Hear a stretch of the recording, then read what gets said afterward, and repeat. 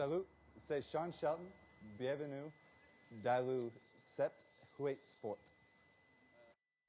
Bonsoir à tous et bienvenue dans le 7-8 Sport. Nous découvrirons évidemment Sean Shelton tout à l'heure dans une page spéciale Foot US. Et tout d'abord, on passe au titre en image de cette édition. Interview des nouveaux phénomènes des Templiers, le jeune quarterback américain Sean Shelton qui a déjà réalisé une performance de choix ce week-end pour l'ouverture du championnat. Près de 4 mois après leur dernier succès en championnat, les féminines de l'Entente Le Chesnay-Versailles se sont imposées face à Rennes et restent encore en vie en National 1.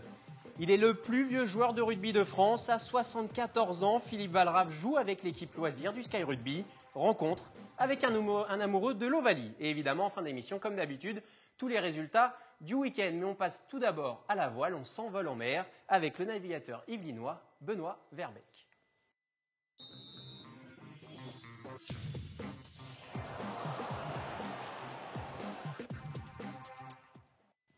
Benoît Verbeek, bonsoir. Bonsoir. Vous évoluez en catégorie 6-50. On va en parler. Vous allez nous expliquer un petit peu le concept de cette catégorie. Vous êtes navigateur solitaire de surcroît. Vous préparez 2 régates, dont la régate qui va se dérouler à l'été 2014. Cette année, Sable, les Açores, les Sables. Tout d'abord, pour essayer de mieux vous connaître, car un navigateur dans les Yvelines, c'est plutôt peu commun. Comment vous est venue cette passion de la navigation ? Un peu par hasard, en fait, c'était à 14 ans, dans le cadre d'une colonie de vacances. C'était des colonies à thème, et pour des raisons de priorisation, en fait, le choix que j'avais fait n'avait pas été retenu. Du coup, je suis tombé sur des choix que j'avais mis un peu par hasard. Au départ, je voulais faire du VTT ski sur herbe, et puis j'avais mis un peu par hasard dessin, et c'est le thème qui avait été retenu dans les différentes priorisations. Et par chance, en fait, le site ne faisait pas que des dessins, il faisait aussi de la voile. Et c'est comme ça qu'en fait, j'ai découvert la voile. Ça m'a tout de suite passionné. Et puis, à un point qu'au bout de 3 semaines, les moniteurs me laissaient prendre en main un bateau avec 5 autres personnes de mon âge dans la rade de Brest. Alors vous aviez à l'époque 14 ans, vous faites votre première compétition en 2007. C'est ça. Donc vous naviguez sur un 6,50 pour nos téléspectateurs. Qu'est-ce que cela veut dire ? Alors 6,50, c'est tout simplement la longueur du bateau. Donc les mini 6,50 sont des bateaux de 6,50 m de long, 3 mètres de large, donc très large. Ils ressemblent un peu à des bateaux du Vendée Globe, en 3 fois plus petits. Et ils répondent à une jauge open, c'est-à-dire que dans le règlement de construction, tout ce qui n'est pas interdit est autorisé. Donc ça laisse un peu de marge pour les coureurs, pour les architectes, et ça en fait aussi une vitrine technologique pour les plus gros bateaux. Alors il faut le dire aussi, cette catégorie de 6,50, c'est un petit peu le b.a-ba de la navigation. Tous les grands navigateurs qu'on le connaît, Michel Desjoyaux, Jean-Pierre Dix, sont passés par là. Exactement, oui. Je vais annoncer un chiffre de 80%, on ne doit pas être très loin. Parce que c'est une catégorie où on n'a pas le droit à la communication, donc on se retrouve face aux fondamentaux de la navigation. On parle de PNV, pression, nuages, vent, et il faut faire avec ça, et simplement un bulletin météo qu'on reçoit par la radio, et toute communication avec la terre est interdite. Donc vous, je le rappelle, vous naviguez donc en solitaire. Vous avez une particularité, en tout cas votre bateau, c'est qu'il est 100% autonome en énergie. Expliquez-nous un petit peu le concept, parce que c'est quand même assez rare, non ? Oui, en fait c'est le premier en tout cas qui répond à ce critère. En fait, depuis la mise à l'eau du bateau, donc 2007, je ne consomme aucun carburant, quel qu'il soit, que ce soit pour l'électricité du bord, pour l'électronique de navigation, pour faire chauffer de l'eau, j'ai une bouilloire électrique, et même pour le moteur électrique, puisque j'utilise pour tout ça uniquement l'énergie produite par les panneaux solaires du bateau. Et ça, depuis 7 ans. D'où vous est venue cette idée de faire un bateau écolo, si j'ose dire ? C'est encore une anecdote. En fait, c'est au moment où je réfléchissais à me lancer dans cette catégorie qui me plaisait pas mal sur le papier. Il y avait eu un Vendée Globe où Jean-Pierre Dick, en rentrant dans le Grand Sud, avait perdu son générateur et dû faire toute la course uniquement avec ses panneaux solaires, a fini 5e, donc une place très honorable. Et de là est sortie l'idée dans un journal spécialisé de la voile très connu, l'idée d'un bateau entièrement autonome en énergie. Et les deux mis ensemble, je me suis dit tiens, c'est amusant. J'ai essayé de me lancer là-dedans et ça donnait un peu de sens à la pratique. Ça répondait à mes à ma curiosité, mon souci mon envie de technologie. Et donc, du coup, voilà, je me suis lancé comme ça. Je le disais, hein, vous préparez plusieurs courses, notamment une en 2014, les sables, les Açores, les sables. J'imagine quand on est navigateur à votre niveau, la préparation, ça doit être compliqué à élaborer parce qu'il faut pouvoir naviguer. En même temps, il y a une préparation physique et d'autres paramètres, non? Oui, c'est ça, mais il y a beaucoup de paramètres. Et déjà, la voile reste un sport mécanique, donc il faut avant tout préparer le bateau, être prêt à savoir à gérer toutes les éventualités. Ensuite, pour la préparation physique, la région est idéale. La vallée de Chevreuse, pour le vélo, c'est vraiment, c'est pas une Mecque, mais en tout cas, c'est une région très propice. Et puis après, pour tout ce qui est navigation, je me déplace sur La Rochelle, là où se trouve le centre d'entraînement dans lequel je navigue et où se trouve le bateau. Pour participer à ces courses, il y a évidemment une condition sine qua non, c'est l'aspect financier. Il y a encore un aspect important chez vous, un peu particulier, puisque là, vous faites appel au financement participatif. C'est ça. Alors j'ai trouvé, avec l'idée du parc de Chevreuse, donc qui me soutient pour promouvoir le projet, l'idée intéressante, parce qu'en fait, le financement participatif, ce n'est ni moins que du sponsoring élargi, revisité et adapté pour les financements de particuliers. Autant des entreprises chercheront des retours en images, autant des particuliers ne pourront déjà pas donner des sommes aussi importantes et chercheront des retours plus personnalisés. Ça peut être des souvenirs personnalisés, des accès VIP, des choses comme ça sur les pontons. Et donc du coup, le financement participatif permet ça. Alors, votre campagne a été lancée le 7 février, ça court pour 90 jours, donc on aura le résultat fin mai. Si vous avez votre financement, il vous faut à peu près combien? Alors, le financement sera réussi, validé par KissKissBankBank si on atteint les 6 000 €, sachant que le budget total pour la saison est 10 000 €. Voilà. Dernière question, on dit souvent que les navigateurs sont des sportifs un petit peu à part entière dans le monde du sport. C'est un peu votre cas aussi en mer?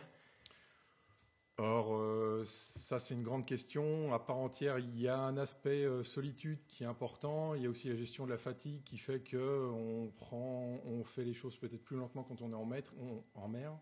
Il y a une adaptation au milieu marin qui est assez importante. Et effectivement, au bout de 10 jours, 20 jours en mer, on est complètement déphasé par rapport à la vie terrienne. Donc il y a une sorte d'acclimatation, un retour à la vie terrienne qui n'est pas anodin à gérer. C'est peut-être pour ça qu'on nous dit un peu à part. Mais c'est plus une adaptation au milieu qui fait que quand on nous rencontre juste avant ou juste après les courses, on peut paraître décalé. Très bien, merci beaucoup Benoît d'être passé sur le 7-8 Sport. Je rappelle qu'on peut vous soutenir donc via votre site internet Gulliver, www.gulliver.com pour vous faire un petit don et participer un petit peu à cette future régate. Si je peux rajouter un dernier mot, le mini a cette caractéristique justement d'être sans communication avec la Terre, ce qui fait que les paroles des coureurs sont attendues et rarement inintéressantes, puisque 10-20 jours sans parler, ça, forcément, quand on se met à raconter, c'est en général très intense. Et pour ça, il est rare que des investisseurs, que ce soit des entreprises, des particuliers, soient déçus de leur investissement. Très bien, merci beaucoup Benoît, et puis on suivra évidemment cette campagne et puis votre régate toute prochaine. Merci beaucoup. Merci. Il est le plus vieux joueur de rugby de France. À 74 ans, Philippe Valrave joue avec l'équipe loisir du Sky Rugby. Malgré la polémique toute récente sur l'âge limite des joueurs, la petite star des Troubadours compte bien encore inscrire quelques essais avant de raccrocher les crampons.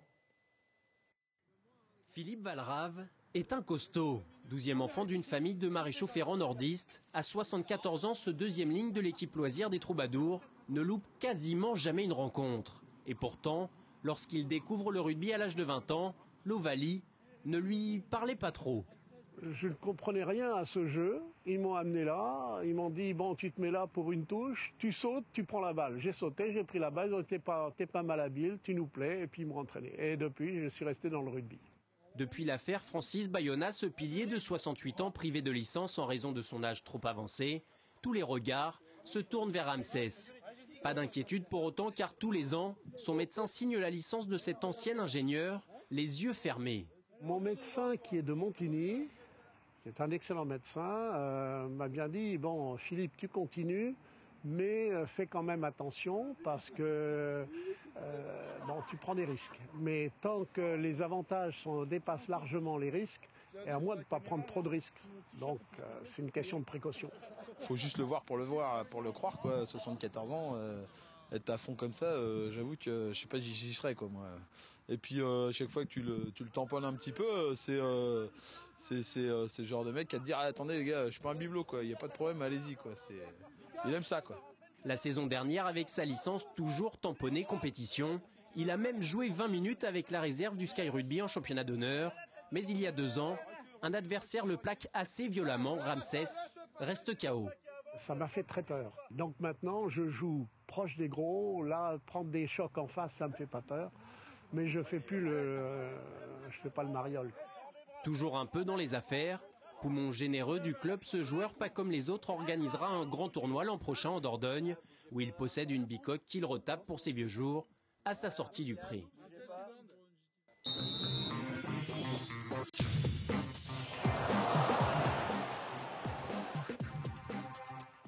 Sean Shelton, good afternoon. Nice to meet you. Sean, peux-tu te présenter pour nos téléspectateurs?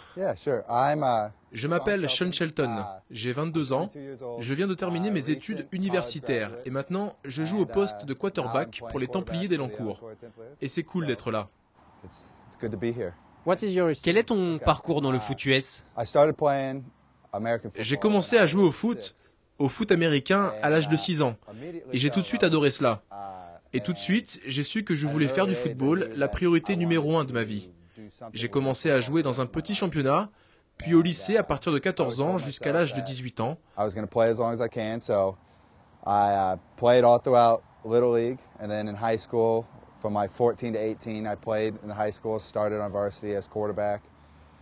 Puis, quand je suis entré à l'université, j'ai évidemment continué et j'ai pu jouer pour une équipe universitaire.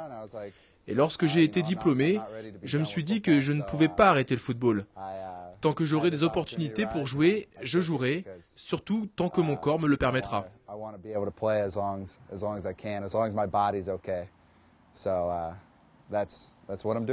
Le football, en fin de compte, c'est un peu toute ta vie, non? Quand j'aurai terminé ma carrière, j'aimerais vraiment entraîner et je pourrai revenir ici à Elancourt car cette saison, j'entraîne déjà les juniors.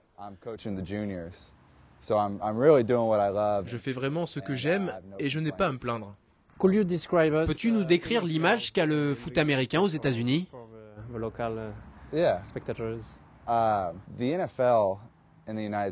La NFL aux États-Unis est tout simplement ancrée dans notre culture. C'est un peu comparable ici en France à la passion qu'ont les gens pour les équipes de football.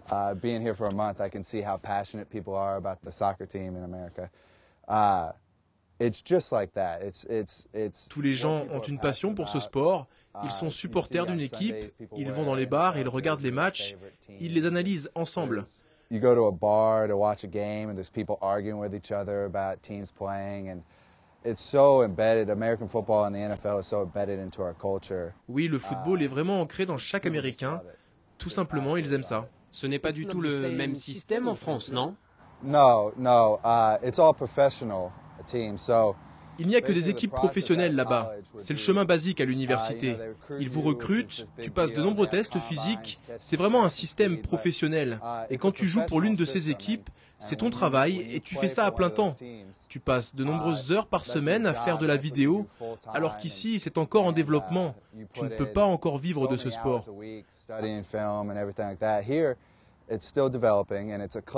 Alors qu'aux États-Unis, tu te fais beaucoup plus d'argent qu'il ne faut pour en vivre.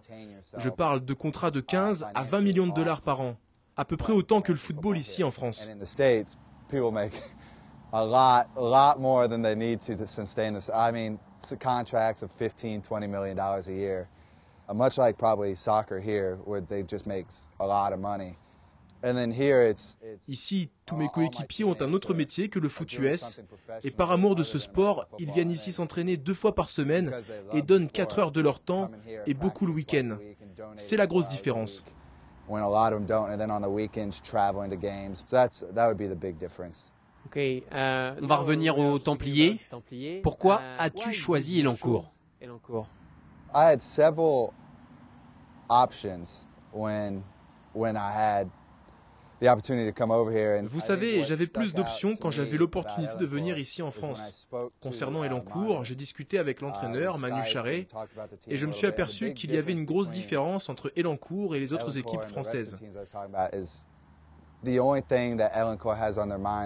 À Elancourt, l'objectif prioritaire est de gagner le championnat. Tout le monde est tourné vers cet objectif, tout le monde ici veut ce titre. Chez les autres, on me disait, on espère faire une belle saison, être compétitif.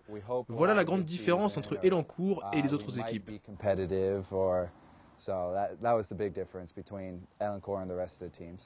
Concrètement, quels sont tes objectifs cette saison avec les Templiers? Gagner le championnat français.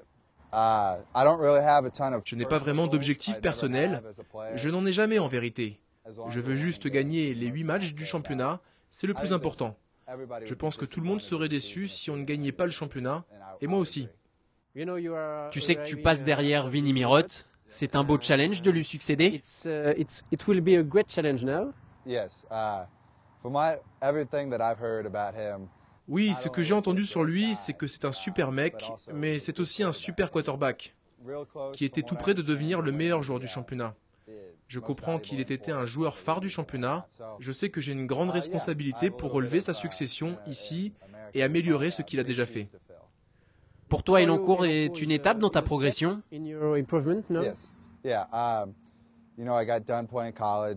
Oui, quand je jouais à l'université, je disais souvent que je voulais continuer de jouer autant que possible. Et ici, c'est une nouvelle expérience pour moi. C'est vraiment l'occasion pour moi de progresser, pas seulement en tant que joueur, mais aussi en tant qu'entraîneur. Communiquer avec les gens malgré la barrière de la langue. Et c'est un gros défi pour un entraîneur.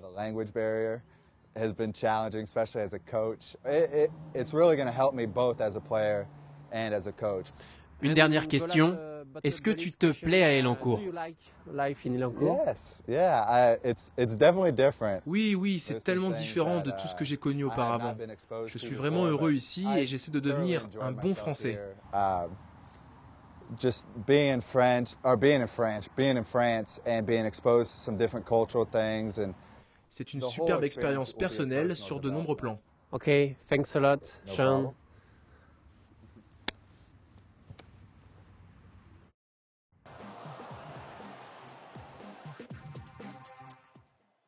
Sur le parquet du gymnase Bel Air, ce week-end soufflait comme un air de survie. Les féminines de l'Entente Le Chesnay-Versailles, 10e, n'avaient pas le droit à l'erreur face au 11e. Rennes en mode commando. Les Yvelinoises entament parfaitement la rencontre, menée par une Cécile Danser impériale dans la raquette, hauteur de 17 points, 27-14 après le premier quart-temps. Mais le deuxième acte sera celui des Rennaises. Comme souvent cette saison, les Yvelinoises voient leur matelas diminuer pour rentrer au vestiaire avec 3 petits points d'avance, 35-32.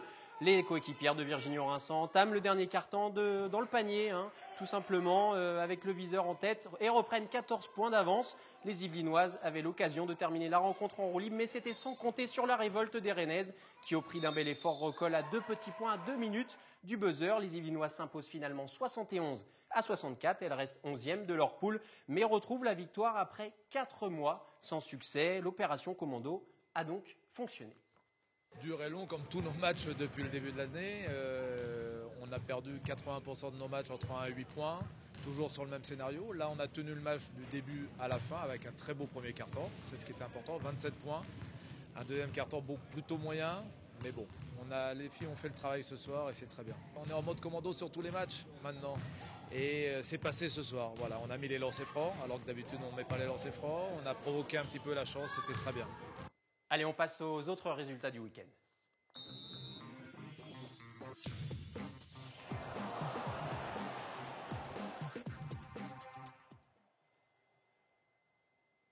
Ce week-end, le championnat de France Élite de foot US reprenait ses droits et pour cette première journée, les Templiers d'Elancourt se déplaçaient chez les Kangourous de Pessac et les joueurs d'Emmanuel Charret se sont largement imposés 59-21 avec 7 touchdowns à la clé et un excellent Sean Shelton.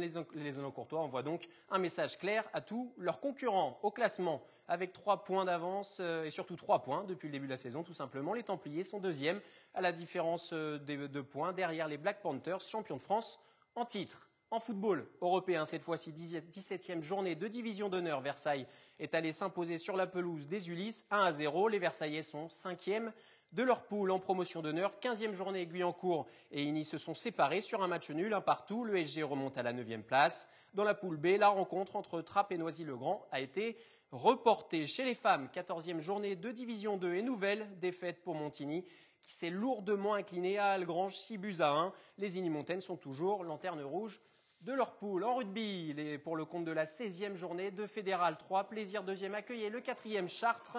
Si les joueurs de Philibert sont cueillis à froid, menés rapidement 15-3, ils réagissent très vite dans la première période par 2 fois, dont cet essai collectif que vous allez voir, initié sur une touche à 15 mètres de l'embut. Les avants, Plaisirois forment un maul inarrêtable et Édouard Le Prieur termine le travail. Au retour des vestiaires, les joueurs du PRC peuvent compter sur le pied de leur jeune demi-de-mêlée qui donnera de l'air aux jaunes et bleus sur ce drop que vous venez de voir. Score final 26-15. Je vous propose d'écouter l'entraîneur Philippe Béard, plutôt satisfait de la performance de ses joueurs.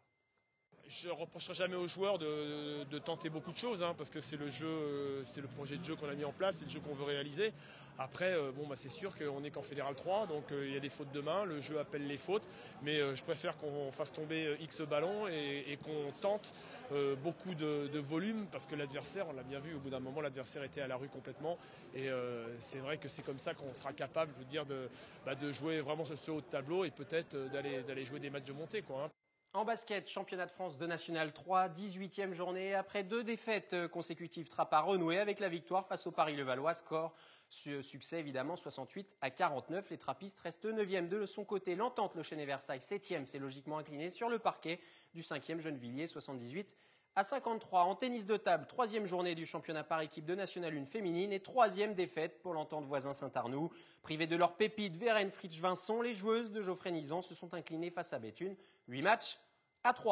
Ce week-end, les Clés-sous-Bois accueillaient la 5e édition de l'ITOP dont on parlait la semaine dernière, concours international d'aéromodélisme. Les meilleurs pilotes du monde et leurs maquettes ont encore proposé des prestations spectaculaires. Ils étaient jugés à la fois sur l'épreuve des figures imposées, où le jury note la qualité technique et la géométrie, mais aussi sur du vol en musique comparable au programme libre en patinage artistique, où les avions proposent un véritable ballet aérien, un pilotage exigeant toutefois qui requiert quelques aptitudes. Il faut avoir de bons réflexes, d'excellents réflexes, parce que de temps en temps, l'avion ne va pas faire exactement ce qu'il faut, donc il faut avoir de très bons réflexes avec la télécommande. Mais c'est surtout une question d'entraînement, à force de faire, et puis surtout savoir construire aussi. Parce que souvent ça casse, donc il faut savoir reconstruire. Nous vous l'avions fait découvrir la saison dernière. La marcheuse du SMAC, Véronique Cochereau, triple médaillée au championnat d'Europe vétéran 2012, a décroché ce week-end son 4e titre de championne de France de marche athlétique en salle et en battant en plus son record personnel en 16 minutes, 7 secondes et 31 centièmes. L'athlète du club Igny-Montaigne se tourne désormais vers les championnats du monde qui auront lieu à Budapest fin mars. Et toujours en athlétisme, mais en élite, cette fois, la hurdleuse de l'entente athlétique de 50 ans en Yvelines, Aïsseta Diawara, a glané une belle médaille d'argent ce week-end au championnat de France en salle sur le 60 mètres. C'est sa 6e médaille sur les championnats nationaux. Pour finir ce 7-8 sport, évidemment, votre agenda du week-end de rendez-vous à ne pas rater. Tout d'abord, du foot US, 2e journée du championnat de France élite, 1er match à domicile des Templiers qui recevront les Molosses d'Anières. Coup d'envoi à 20h. Et à 20h également ce samedi du roller hockey, 11e journée de National 2. Et Lancourt reçoit le 2e Villeneuve pour tenter de décrocher une 2e victoire cette saison. Coup d'envoi, comme je le disais, à 20h. C'est la fin de ce 7-8 sport. Merci encore une fois de l'avoir suivi. Excellente soirée sur TV Fil. À lundi prochain.